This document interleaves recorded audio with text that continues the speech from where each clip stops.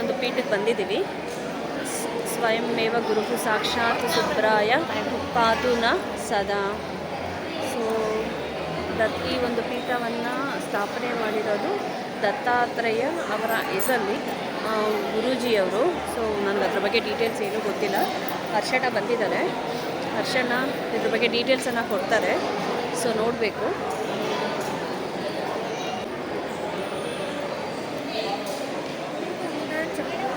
ಅನ್ನ ಸಂತರ್ಪಣೆ ಕಾರ್ಯ ನಡೀತಾ ಇದೆ, ಒಳಗಡೆನೂ ಕೂಡ ಇದೆ. ಸುಮಾರು ಜನ ಬಂದು ಹೋಗಿದ್ದಾರೆ.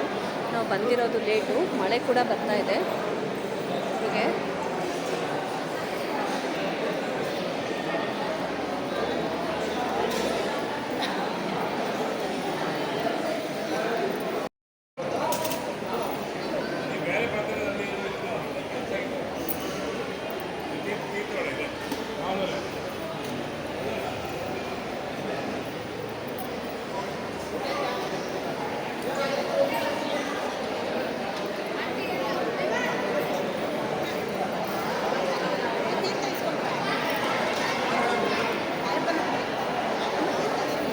ಪ್ರದಕ್ಷಿಣೆ ಹಾಕೊಂಡು ಹೋಗು. ಹಾಂ ಕುಂಕುಮ ಇಟ್ಕೊಡಿ ಹಂಗೆ. ಹಾಂ ಎಲ್ಲಿ ಅಣ್ಣ ಕುಂಕುಮ? ತುಂಬ ಇದೆ, ಜಗತ್ತು ಹೇಳೋಕ್ಕಾಗಲ್ಲ. ಹೇಳಿ.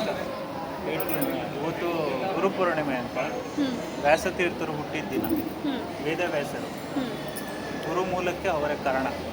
ಸ್ವಲ್ಪ ಜೋರಾಗಿ ಮಾತಾಡಿ. 18 ಪುರಾಣಗಳು, 4 ವೇದಗಳನ್ನ 4 ಶಿಷ್ಯರಾಗಿ ವಿಭಾಗ ಮಾಡಿ ಇವತ್ತು ಗುರು ಶಿಷ್ಯರ ಅಭಿನವ ಸಂಬಂಧಕ್ಕೆ ಮೂಲ ಭದ್ರ ಬುನಾದಿ ಹಾಕಿದವರು ಅವರೇ.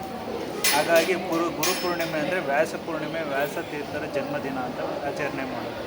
ಗುರು ಶಿಷ್ಯರ ಸಂಬಂಧ ಏನು ಅಂತ ತಿಳಿಸೋದೇ ಇದು ಸನಾತನ ಹಿಂದೂ ಸಂಸ್ಕೃತಿಯ ಮೂಲ ಉದ್ದೇಶ.